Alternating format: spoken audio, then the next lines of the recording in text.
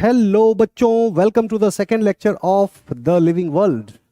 पिछले लेक्चर में हमने जानकारी ली कि लिविंग वर्ल्ड में यानी कि संपूर्ण प्राणी जगत में जो ऑर्गेनिजम्स हैं उनको हम कैसे जानेंगे कि ये लिविंग है कि नहीं। यानी कि लिविंग ऑर्गेनिजम्स किसको कहते हैं, तो हमने देखा कि anything which has life can be called as living. जिसमें जीवन है वही जीवित है। तो जीवन क्या है? जीवन क्या है, इस बात को थोड़ा सा दूसरी तरह से समझते हैं कि जिनके अंदर कुछ विशेष कैरेक्टरिस्टिक हैं, जीवन के चिन्ह मौजूद हैं, वही जीवित हैं या वही जीवन है जिनके अंदर चिन्ह मौजूद है।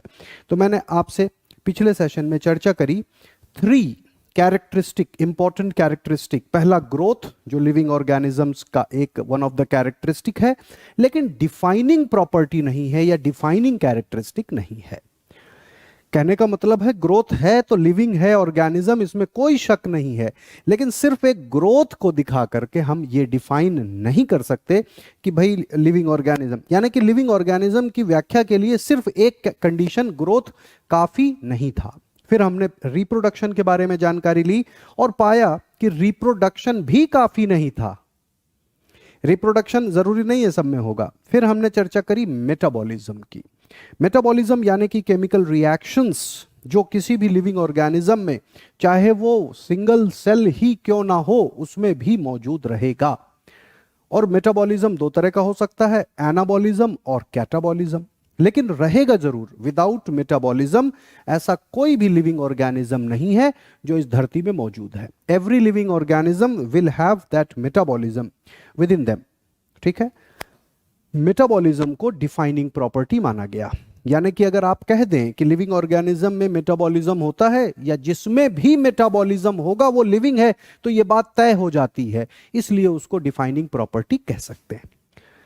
इसके बाद चर्चा आई कि जो रिएक्शंस हैं, जो लिविंग ऑर्गेनिज्म के एंजाइमेटिक रिएक्शंस हैं, अगर उन रिएक्शंस को हम लिविंग ऑर्गेनिज्म की बॉडी से बाहर करवाएं या किसी सेल से बाहर करवाएं, तब क्या उसको लिविंग कह सकते हैं? सो द आंसर इज नहीं, वो लिविंग नहीं है, लेकिन नॉन लिविंग भी नहीं है। सो हम इस तरह से कह सकते हैं कि भाई वो सिस्टम नॉन लिविंग है जिसके अंदर उसको हम करवा रहे हैं, और वो रिएक्शन जो हो रहा है वो लिविंग का ही रिएक्शन है। ठीक है ना? So the reaction is of the living but the outside medium is not living, है ना? ऐसा मेटाबॉलिक एक्टिविटी हम कहां पर देखते हैं? तो बात आ सकती है यहां पर वायरसेस की। वायरसेस के बारे में भी बायोलॉजिकल क्लासिफिकेशन चैप्टर में हम पढ़ेंगे। वायरसेस की जब बात आएगी तो वायरसेस आर यूनिक ऑर्गेनिज्म, और आप भी जानते हैं वायरसेस को लिविंग और नॉन लिविंग के बीच की कड़ी माना जाता है। यानी कि वायरल जो स्ट्रक्चर है, वायरल जीनोम है और उसका प्रोटीन है, वो अगर किसी लिविंग सेल के बाहर है तो वो निष्क्रिय है, वो अपने आप के बेसिक फंक्शंस भी नहीं परफॉर्म कर पाएगा। और जैसे ही किसी लिविंग सेल के अंदर वायरस पार्टिकल की एंट्री होती है तो it start behaving as a living entity और अपना डिवीजन करना शुरू कर देता है ना? तो आप समझ सकते हैं कि मेटाबॉलिज्म से लेकर के ये थोड़ी सी बारीकी आपको समझनी थी, वो मैंने आपको समझा दी। तो metabolic reactions happening in vitro in a glass environment are neither living nor non living but reactions of the living, है ना? मतलब उसको लिविंग नॉन लिविंग के बीच का, नॉन लिविंग भी नहीं कह सकते, लिविंग भी नहीं कह सकते, just like somewhat like viruses. तो 3 प्रॉपर्टीज हमने पढ़ी और पहला जो डिफाइनिंग था वो मेटाबॉलिज्म। अब हम चौथी प्रॉपर्टी पर आते हैं, which is cellular organisation. What is this cellular organisation? Cellular means cell से बना हुआ, सेल से बना हुआ बॉडी का ऑर्गेनाइजेशन, है ना? इसमें भी कोई भी संशय नहीं है, कोई एक्सेप्शन नहीं है। All organism from prokaryote to eukaryote have a complex cellular organisation. सब में सेलुलर ऑर्गेनाइजेशन का पैटर्न वही रहेगा। यानी कि मिनिमम क्या होगा? मिनिमम एक सेल तो होगा ही होगा। So there has to be a cell, है? एक सेल होगा। सेल से कम, सेल से छोटा कोई चीज है तो उसको हम लिविंग नहीं मानते। सेल तो होना ही पड़ेगा, at least it has to be a cell, है ना? अगर एक सेल है तो वो लिविंग है। तो सेल और सेल का एग्रीगेट क्या होता है? Many cells, many cells unite to form a tissue. एक टिश्यू बनाने में बहुत से सेल्स का योगदान रहता है। किसी भी टिश्यू में group of sales having a common origin and performing common function is called a tissue. ये टिश्यू की डेफिनेशन है। टिश्यू के बारे में जब पढ़ेंगे तो और आसानी से समझ में आ जाएगा, बाकी आपने लोअर क्लासेस में भी पढ़ा हुआ है। So tissues are actually nothing but group of cells joined together, united together. So tissue contains a group of cells united together या joined together, है ना। अच्छा, टिश्यूज क्या करते हैं? many tissues will form an organ. many tissues unite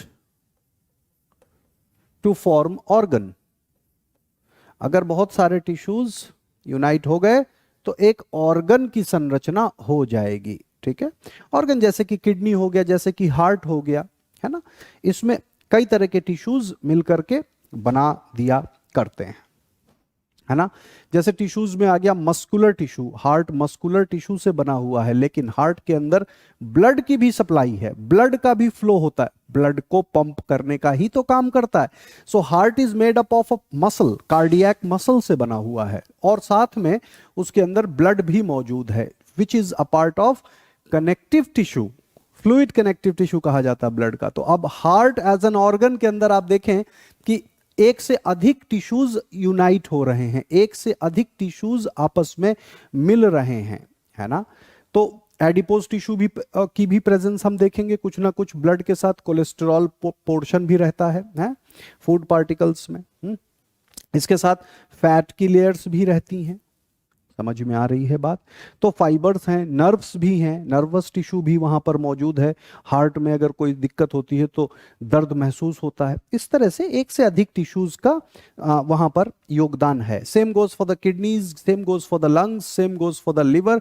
किसी भी organ में देखें group of tissues are there, ठीक है।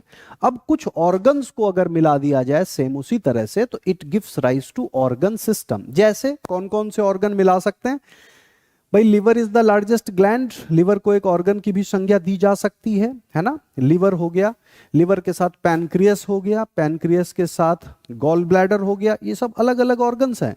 साथ में स्टमक हो गया, ईसोफेगस हो गया, स्मॉल इंटेस्टाइन हो गया, लार्ज इंटेस्टाइन हो गया। इन सारे ऑर्गन्स को अगर हम साथ में मिला लें तो बन जाता है digestive system. So that give rise to organ system. और कई सिस्टम को मिला दिया जाए तो एक organisation of an organism happen हो जाता है। एक ऑर्गेनिज्म का ऑर्गेनाइजेशन, जैसे हमारे शरीर का पूरा पूरा ऑर्गेनाइजेशन है अलग अलग टिश्यूज को मिला करके, ठीक है। तो ये cellular organisation starting from a simple cell to the most complex organism, multi cellular organism. Organism का मतलब यहां पर हो रहा है मल्टी सेलुलर। Multi cellular. आप कहेंगे सर बैक्टीरिया भी ऑर्गेनिज्म है। जी हां, बैक्टीरिया को भी ऑर्गेनिज्म कह सकते हैं, लेकिन इतनी दूर आके ऑर्गेनिज्म नहीं कहेंगे, सेल लेवल पर ही कह देंगे कि ऑर्गेनिज्म है वो, ठीक है ना, क्योंकि बैक्टीरिया में कोई टिश्यू नहीं है, राइट। ये देख लीजिए, एटम, मॉलिक्यूल, ये सेल से छोटे हैं, इनको हम नहीं मानेंगे cellular organization. Finally macromolecule, organelle, organelle को भी नहीं मानेंगे। सेल से शुरुआत हो रही है। So cell, tissue, organ, organ system, organism. So this is a unique quality of a living organism, और लिविंग ऑर्गेनिज्म में होगा। So interaction is at the molecular level and thus brings about the functioning of the organism. Molecular level पे interaction हो रहा है। DNA molecule है, DNA is a molecule, है ना। तो इस तरह से तो हम कह सकते हैं कि भाई interaction is at the molecular level and brings about the functioning of the organism, है ना, एक ऑर्गेनिज्म की। तो इस आधार पर सेलुलर ऑर्गेनाइजेशन को भी हम एक डिफाइनिंग प्रॉपर्टी का दर्जा दे रहे हैं। So cellular organization is the fourth defining property जिसको हमने आइडेंटिफाई कर लिया है, ठीक है ना। So it is a defining property, it is a defining property. Clear है? Cellular organization is a defining property. हम कह सकते हैं it is a defining property of living organism. अगर सेलुलर ऑर्गेनाइजेशन नहीं है तो वो लिविंग नहीं है। इसी तरह से एक और कैरेक्टरिस्टिक जिसको कॉन्शसनेस कहा जाता है, ये कॉन्शसनेस भी डिफाइनिंग है या नहीं, ये देख लेते हैं। सबसे पहले कॉन्शसनेस क्या होता है? कॉन्शसनेस का मतलब होता है कि आसपास क्या घट रहा है उसकी जानकारी होना, है ना। अपने वजूद के प्रति कॉन्शियस कि हमारे आसपास क्या है, एक जागृत अवस्था है, ठीक है ना, इसको कॉन्शियसनेस कहते हैं। ह्यूमन में एक और हायर लेवल पाया जाता है विच इज सेल्फ कॉन्शियसनेस। लेकिन अगर हम इन जनरली बात करें कॉन्शियसनेस की, तो consciousness is present in all living organism.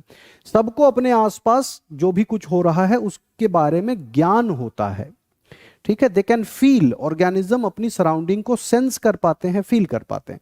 So living organism respond to stimuli and they are conscious about their well-being. They can respond to stimuli and conscious about their well-being. उनके अपने अच्छे बुरे के बारे में जानते हैं।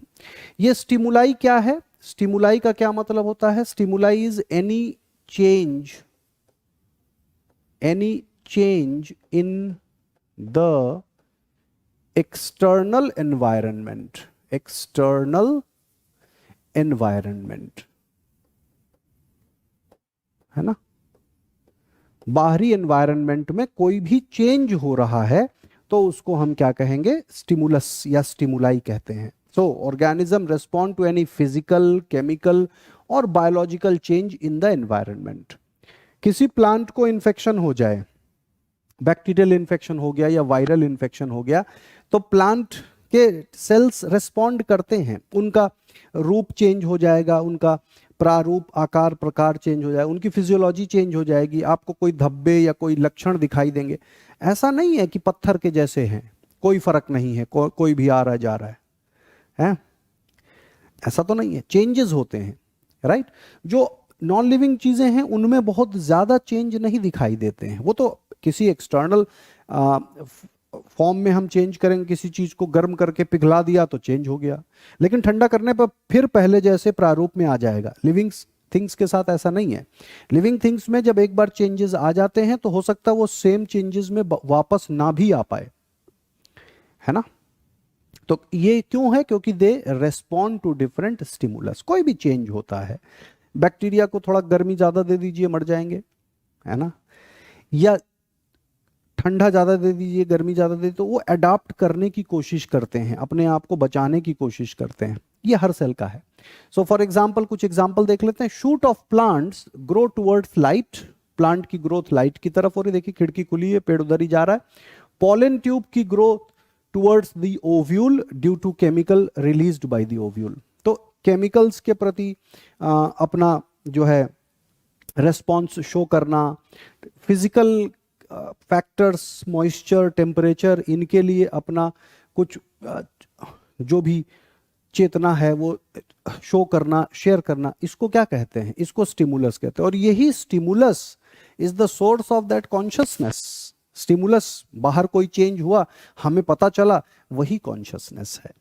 अपने आसपास घटने वाली चीजों के बारे में सेल को पता होता है, ठीक है। समझ में आई बात? अब यहां पर एक बात करते हैं कि एक इंसान, कोई एक इंसान जिसका ब्रेन डेड हो चुका है, या वो इंसान गहरी कोमा में है। कोमा समझते हैं ना, एक कंडीशन जिसमें ब्रेन काम नहीं कर रहा होता है, गहरी निद्रा, है ना। देखो, एक कंडीशन है कि ब्रेन बिल्कुल ही डेड हो गया है, पूरा ब्रेन डेड हो गया है, तो इंसान को बचाना मुश्किल है, क्योंकि ब्रेन कंट्रोल करता है बहुत सी एक्टिविटीज को वॉलेंटरली और इनवॉलेंटरली, ठीक है ना। तो ब्रेन डैमेज हो जाएगा तब आदमी नहीं बचाया जा सकता। लेकिन ब्रेन का कुछ पार्ट क्षतिग्रस्त है, चेतना शून्य है, उसको सुनाई दे रहा कि दिखाई दे रहा, वी कांट एंश्योर, एक गहरी निद्रा में है इंसान, है ना, जिसको कोमा कहते हैं। तो कोमा पेशेंट के अंदर क्या कॉन्शियसनेस है, ये प्रश्न आ सकता है। इस पर डिस्कशन एनसीईआरटी में भी दिया हुआ है, तो ध्यान से सुनिएगा। किसी प्लांट में हम कहते हैं कॉन्शियसनेस है, अपने आसपास की चीजों को वो फील कर सकता है, भले हमें कह ना पाए, बता ना पाए, लेकिन फील करता है। बैक्टीरिया फील करता है। ठीक उसी तरह से एक कोमा पेशेंट जो हॉस्पिटल के बेड में लेटा हुआ है, उसको भी फील होता है, लेकिन वो रिएक्ट नहीं कर पाएगा उस फीलिंग का। कोमा पेशेंट को आप सुई चुभाएंगे तो मान लो उसके ब्रेन तक इंफॉर्मेशन नहीं भी जा रही, लेकिन जिन सेल्स में सुई चुभ रही है, जिन सेल्स को डैमेज किया जा रहा है, वो सेल्स फील कर सकते हैं। उस तरह से हो सकता ना फील करें जैसे आप फील करते हो, हल्की सी सुई चुभाई तो आप चिल्ला पड़े, उस तरह से ना फील करे, लेकिन करता है। किसी भी सेल को आप पॉइजन दीजिए, है ना, तो वो उस पॉइजन की एगोनी में स्ट्रेस महसूस करता है। प्लांट सेल को पानी की कमी हो जाए तो स्ट्रेस महसूस होती है उस सेल को, वो कोशिश करता है कि पानी आ जाए कहीं से, समझे। तो coma patient is also having consciousness. जब तक वो मेडिकल एड की सहायता से उसके बॉडी के सेल्स जिंदा हैं तो कॉन्शियसनेस स्टेट है, लेकिन सेल्फ कॉन्शियसनेस नहीं है। सेल्फ कॉन्शियसनेस यानी कि आप मुझे कुछ कहोगे तो मैं रिएक्ट करूंगा, आप मुझे अच्छा कहोगे तो मैं थैंक यू कहूंगा, आप मुझे बुरा कहोगे तो हो सकता है कि मैं थैंक यू ना कहूं। कोई दूसरा होगा तो थप्पड़ भी मार सकता है, किसी को गाली दोगे तो थप्पड़ भी मार सकता है ना। अपना अपना तरीका है रेस्पॉन्ड करने का। ये सेल्फ कॉन्शियसनेस है कि अरे मुझको ये बात आपने कैसे कह दी, है ना। देखा होगा आपने, दोस्तों में भी लड़ाइयां हो जाती हैं कि अरे भाई मुझे कैसे कह दिया। So all organisms are aware of their surroundings and hence conscious. सारे ऑर्गेनिजम्स के अंदर कॉन्शियसनेस आता है, लेकिन humans are the only organism who are self conscious. अपने बारे में कॉन्शियसनेस है। ये सिर्फ ह्यूमन प्रॉपर्टी, अब तक की रिसर्च से पता चला कि ह्यूमन ही है सेल्फ कॉन्शियस, ठीक है ना। कि ह्यूमन को ये रहता है कि मैं क्या कर रहा हूं, मेरे बारे में लोग क्या बात कर रहे हैं, मैं मेरे को अच्छा कह रहे हैं या बुरा कह रहे हैं, हाउ गुड और बैड एम आई, है ना। इस चीज की चिंता इंसान करता है, और इस चीज की समझदारी भी इंसान के पास ही है, किसी और ऑर्गेनिज्म के पास ये समझ नहीं है। इंसान कई बार सोचता है चीजों के बारे में, है ना। एक शेर कभी नहीं सोचता, कभी भी नहीं सोचता होगा कि मैंने कितने हिरन मार दिए अपनी जिंदगी में, लेकिन एक इंसान सोच सकता है। एक बुरा इंसान कभी ना कभी उसके माइंड में आता है कि यार मैं बड़े बुरे काम कर रहा हूं, है ना। ये सेल्फ कॉन्शियसनेस की वजह से है। This is a characteristic which is present only in human. तो coma patient is not self conscious but he और शी इज कॉन्शियस। समझ गए। कोमा पेशेंट सेल्फ कॉन्शियस नहीं है, उसको कोमा पेशेंट है, उसको आप गाली दोगे तो वो कुछ रिस्पॉन्ड नहीं करेगा, क्योंकि उसको उसको वो उस स्टेट में नहीं है कि वो सेल्फ कॉन्शियसनेस, अपने बारे में कही गई बातों को सुन सके, समझ सके, फील कर सके, वो स्टेट नहीं है। लेकिन ही और शी इज कॉन्शियस, है ना। कोमा पेशेंट के ऑर्गन भी ट्रांसप्लांट किए जा सकते हैं, वेरी सिंपल, किया जा सकता है, क्वाइट पॉसिबल, है ना। सो consciousness also becomes a defining feature of all living organism. इसी के साथ कॉन्शियसनेस को भी हमने डिफाइनिंग फीचर मान लिया। तो एनसीईआरटी के हिसाब से हमने जो 5 कैरेक्टरिस्टिक्स की बात करी, वो 5 कैरेक्टरिस्टिक्स कौन कौन से हैं, जरा हम उनकी एक सूची फिर से बना लें। पहला है ग्रोथ, दूसरा कैरेक्टरिस्टिक हमने पढ़ा रिप्रोडक्शन, रिप्रोडक्शन, तीसरा कैरेक्टरिस्टिक हमने पढ़ा मेटाबॉलिज्म, मेटाबॉलिज्म, चौथा कैरेक्टरिस्टिक हमने पढ़ा cellular organisation, cellular organisation,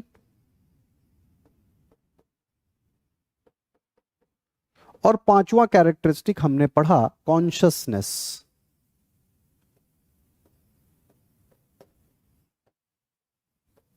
consciousness, ठीक है। इन पांचों प्रॉपर्टीज में जो डिफाइनिंग प्रॉपर्टीज थी वो हमने पढ़ा metabolism defining property, cellular organization defining property, और consciousness is a defining property. जबकि growth and reproduction important properties तो हैं लेकिन डिफाइनिंग प्रॉपर्टी नहीं है ना। तो ये तो थी एनसीईआरटी में दिए गए कैरेक्टरिस्टिक के बारे में। तो क्या ये 5 ही कैरेक्टरिस्टिक पाए जाते हैं लिविंग ऑर्गेनिज्म में? इसके अलावा भी कुछ कैरेक्टरिस्टिक हैं जिनका हालांकि एनसीईआरटी में जिक्र नहीं है, लेकिन हमारे जानने में कोई दिक्कत नहीं है। तो एक one such characteristic is homeostasis. Homeostasis, homeostasis का मतलब होता है अपने इंटरनल एनवायरनमेंट को कांस्टेंट बनाए रखना। रेस्पॉन्ड टू स्टिमुलाई तो आपको पता ही है, किसी भी तरह के एक्सटर्नल चेंज से निपटने के लिए ऑर्गेनिज्म कुछ चेंजेस करता है, रेस्पॉन्ड करता है स्टिमुलस के लिए। क्यों रेस्पॉन्ड करता है? रेस्पॉन्ड इसलिए करता है ताकि उसके बॉडी का बैलेंस ना बिगड़े, होम्योस्टेसिस ना बिगड़े। कुछ एग्जाम्पल देता हूं। जैसे आपने कोल्ड ब्लडेड एनिमल्स के बारे में पढ़ा है, छिपकली है ना, कोल्ड ब्लडेड है, सांप कोल्ड ब्लडेड हैं। इनके बॉडी में क्या होता है, जब मौसम में तापमान कम होता है तो ये सुस्त पड़े रहते हैं, है ना, और जब मौसम में गर्मी होती है तो ये एक्टिव हो जाते हैं। लेकिन जब मौसम में सर्दी होती है तो भी ये कोशिश करते हैं कि कहीं धूप में बैठें या अपने तापमान को बढ़ाने की कोशिश करते हैं, है ना, या कहीं छिप करके अपने बॉडी के तापमान को कुछ बहुत कांस्टेंट रखने की चेष्टा करते हैं, यानी कि दे ट्राई फॉर होम्योस्टेसिस। लेकिन चूंकि उनका बाहरी एनवायरनमेंट के ऊपर बहुत ज्यादा डिपेंडेंसी है तो वो हमेशा होम्योस्टेसिस वाले सिचुएशन में नहीं आ पाते। कौन रह सकता है? वार्म ब्लडेड, जैसे कि हमारे बॉडी का टेम्परेचर सेम रहेगा। ज्यादा सर्दियां होंगी तो हमें कपकपी लगेगी, ज्यादा गर्मी होगी तो पसीना निकलेगा, है ना। So ability of an organism to maintain constant steady internal state despite changes in the external environment is called homeostasis, है ना। बाहरी परिवेश में कोई भी चेंज हो, बावजूद उसके इंटरनल सिचुएशन को, इंटरनल सिस्टम को एक जैसा बनाए रखने की टेंडेंसी होम्योस्टेसिस है। फॉर एग्जांपल, ऑर्गेनिजम्स आर इधर कोल्ड ब्लडेड और वार्म ब्लडेड एनिमल, ये तो हमने अभी डिस्कस किया, ठीक है ना। Cold blooded organism are animal that are not capable of regulating their body temperature according to the temperature of the surrounding, जैसे कि fishes, reptile, amphibian, है ना। और warm blooded कौन कौन से हैं? warm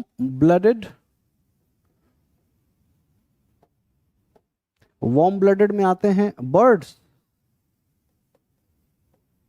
और आते हैं mammals, यानी कि हम, वी आर ऑल मैमल्स, है ना।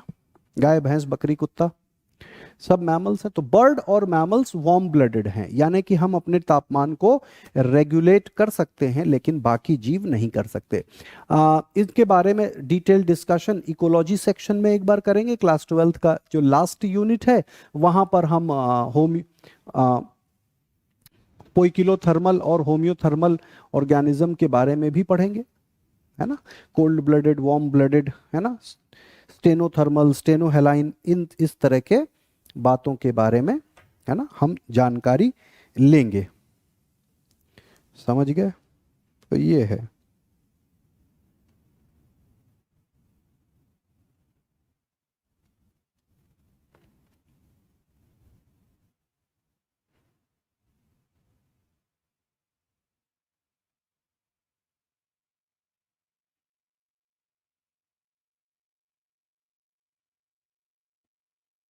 क्लियर है?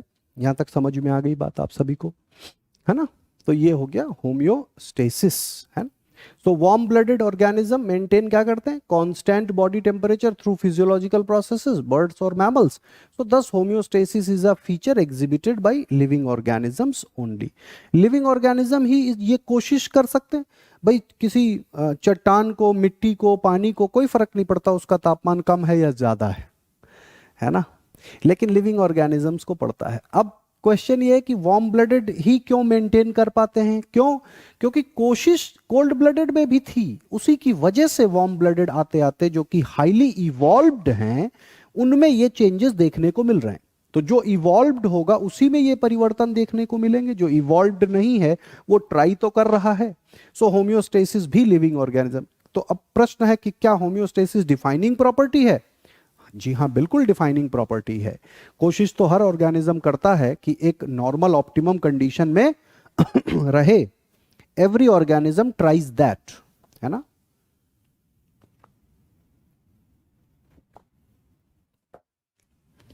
ठीक है, कुछ एक प्रॉपर्टी और देख लेते हैं, जैसे कि एडप्टेशन। एडप्टेशन भी लिविंग ऑर्गेनिज्म की प्रॉपर्टी है। So living organisms adapt to the changing environment and survive. अपने आप को अडेप्ट करने की कोशिश करते हैं, होम्योस्टेसिस की तरफ बढ़ते हैं। होम्योस्टेसिस मतलब एक आइडियल कंडीशन की तरफ बढ़ते हैं। So non living things do not show any adaptation, है ना। अब लिविंग ऑर्गेनिज्म में जो एडेप्टेशंस हैं वो शॉर्ट टर्म एडेप्टेशंस हैं और लॉन्ग टर्म एडेप्टेशंस हैं। इसका क्या मतलब हुआ, शॉर्ट टर्म एडेप्टेशंस और long term adaptations? Short term adaptations का मतलब है जरूरत के हिसाब से कुछ फेरबदल कर लेना, जैसे ठंड ज्यादा पड़ जाए तो माइग्रेट कर जाओ, है बात कि नहीं? माइग्रेशन होता है एनिमल्स में। लॉन्ग टर्म एडेप्टेशंस में आ गया कि भाई पोलर बियर है, उसको रहना है उसी बर्फीले इलाके में ही रहना है, तो उसको, अब ये वाला जैसे ब्लैक बियर है, इसके लिए समस्या है बर्फ में रहना, है ना? पोलर बियर के अंदर कुछ ऐसे एडेप्टेशंस हैं जिसकी वजह से वो बहुत आसानी से बर्फीले प्रांतों में रह सकता है, तो वो लॉन्ग टर्म एडेप्टेशन हो गया कि पूरी बॉडी में ही चेंज हो गया। मछली की बॉडी जो स्ट्रीमलाइंड है, जल में रहने के लिए है, एडेप्टेड है, तो ये एक तरह का दीर्घकालीन एडेप्टेशन हो गया जो चेंज नहीं होता। So dormancy in seed, seed dormant है, तो क्या है ये? शॉर्ट टर्म एडेप्टेशन है, सीड में डॉर्मेंसी है। It is persistent only till the conditions are not favourable, जैसे ही फेवरेबल कंडीशंस आ गए डॉर्मेंसी ब्रेक हो जाएगी। बर्ड्स माइग्रेट करके आती हैं सुदूर साइबेरिया से हमारी कंट्री में, जैसे ही सर्दियां दूर हो गई वो फिर वापस अपने देश चली गई, है ना? तो ये शॉर्ट टर्म एडेप्टेशन की श्रेणी में आते हैं। लॉन्ग टर्म एडेप्टेशन हो गए, adaptation in bird for flight, चिड़ियों में पंख बन गए। चिड़ियों के जो पंख हैं एक तरह से स्ट्रक्चरली हमारे फोरलिम की तरह, हमारे हाथों की तरह ही तो है, वो पंख में मॉडिफाई हो गए, तो ये लॉन्ग टर्म एडेप्टेशन है। सच एडेप्टेशंस आर परमानेंट, यानी कि शॉर्ट टर्म एडेप्टेशन परमानेंट नहीं होते हैं, लॉन्ग टर्म एडेप्टेशंस परमानेंट होते हैं, उनमें कोई परिवर्तन नहीं आता। अब एक और कंडीशन देख लेते हैं, वेरिएशन। वेरिएशन भी लिविंग ऑर्गेनिजम्स में होता है।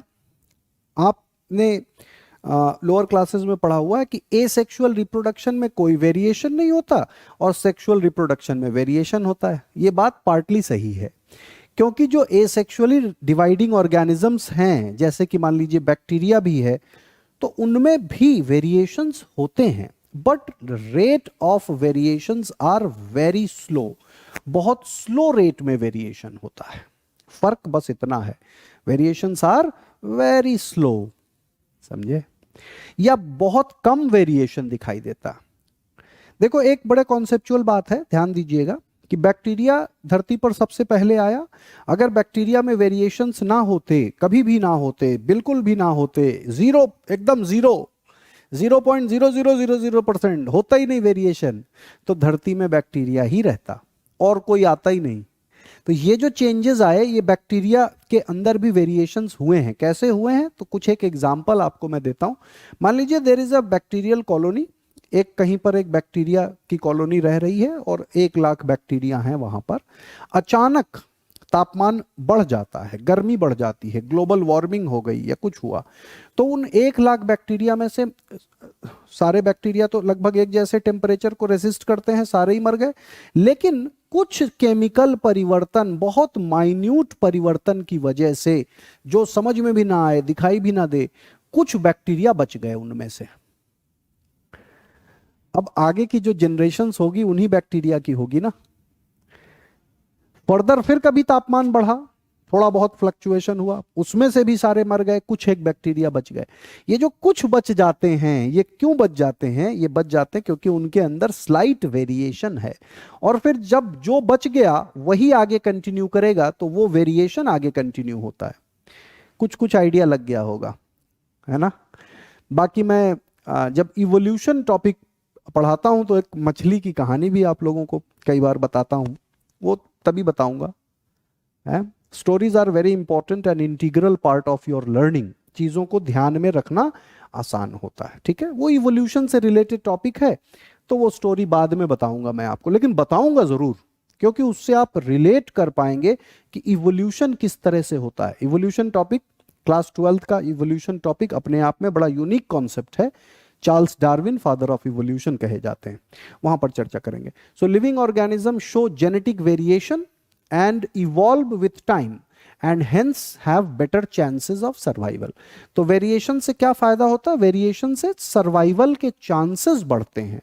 सर्वाइवल के चांसेस बहुत जरूरी हैं ऑर्गेनिजम्स के लिए, क्योंकि एनवायरनमेंट चेंज होता है। Then comes locomotion. Living organisms show movement and locomotion from one place to another on their own.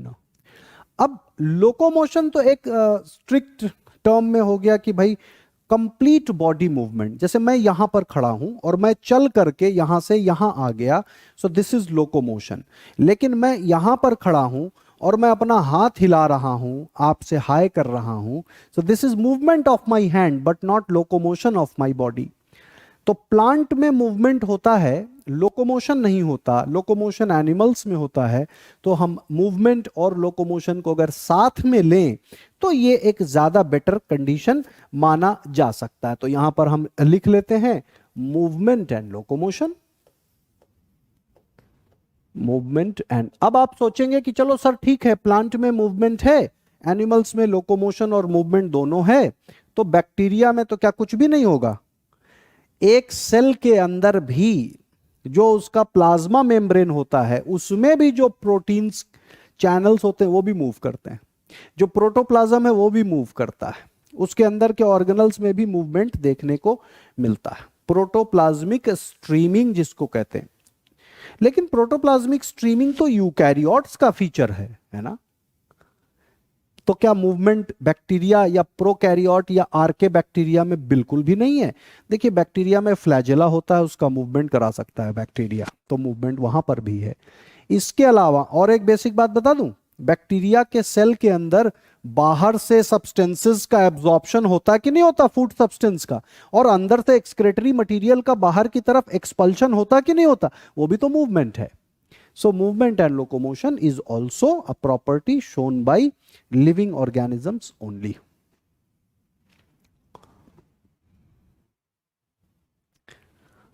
जीवन का सबसे बड़ा सत्य डेथ, लिविंग है तो डेथ भी होगी।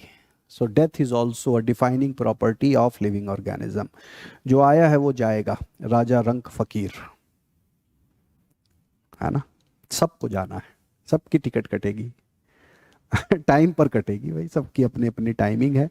जो जितने दिन के लिए है इस धरती पर लिविंग है वही उसका लाइफ स्पैन माना जाता है, जो जितने दिन के लिए लिविंग है वही उसका लाइफ स्पैन माना जाता है। आप सोच रहे होंगे सर कोई फिलोसॉफी बताने जा रहे हैं कि जितनी लिखी है उतनी ही रहेगी, है लिखी पढ़ी का तो नहीं, यहाँ साइंस में कोई जिक्र नहीं होता है, ठीक है ना? यहां तो यह माना जाता है कि अगर लाइफ प्रोसेस रुक गए, cessation of life process, cessation of life process, and it is a characteristic of living. जो आया है वो जाएगा, तो बर्थ है तो डेथ भी है ना? तो रिप्रोडक्शन है, बर्थ है तो डेथ भी है। अच्छा, अब क्या death is a defining property? बिल्कुल, जो आया है वो तो जाना ही जाना है। डेथ तो एक प्रॉपर्टी क्या है, ये तो एक इवेंट है, एक इवेंट है, नॉन लिविंग होने का एक इवेंट है, लिविंग से नॉन लिविंग। मरे हुए जीव को हम क्या कहेंगे? उसको नॉन लिविंग ही कहेंगे ना।